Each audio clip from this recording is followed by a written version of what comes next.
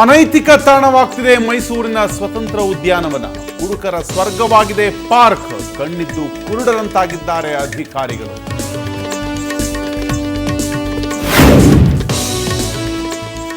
ಶಿವಮೊಗ್ಗದಲ್ಲಿ ಬಾಂಬ್ ಮಾದರಿಯ ವಸ್ತು ಪತ್ತೆ ಪ್ರಕರಣ. ನಿಟ್ಟುಸಿರು ಬಿಟ್ಟ ಮಲೆನಾಡಿನ ಜನ.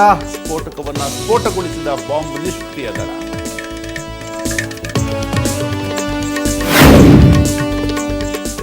ಬಾಗಲಕೋಟೆಯಲ್ಲಿ ಗುಜರಾತ್ ಮಾದರಿಯ ಯೋಜನೆ. ನೀರಾವರಿ ಕಾಲುವೆಗಳ ಮೇಲೆ ಸೌರ ಫಲಕಗಳ ಅಳವಡಿಕೆ.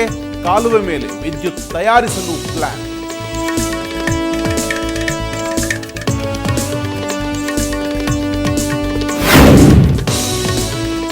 ಪರಮೇಶ್ವರ್ ಆಯ್ತು, ಈಗ ರೋಷನ್ ಬೇಗ್ ಸರದಿ. ನಾನು ಕೂಡ ಡಿಸಿಎಂ ಹುದ್ದೆಯ ಆಕಾಂಕ್ಷಿ.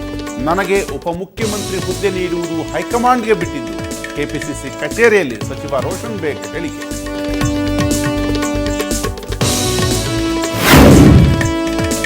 ದೇಶದಾದ್ಯಂತ H1N1 ನರ್ತನ. ರಾಜ್ಯದಲ್ಲಿ ಈವರೆಗೆ 50 ಮಂದಿ ಸಾವು.